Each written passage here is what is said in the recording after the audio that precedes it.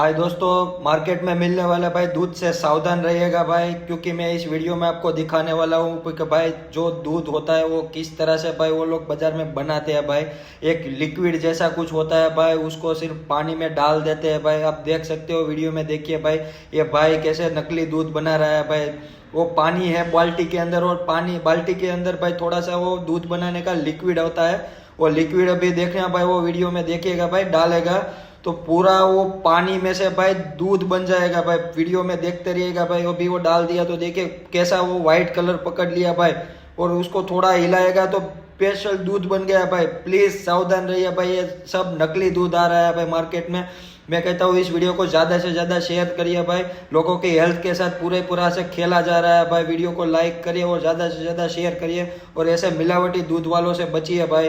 Video को like share जरूर करिएगा।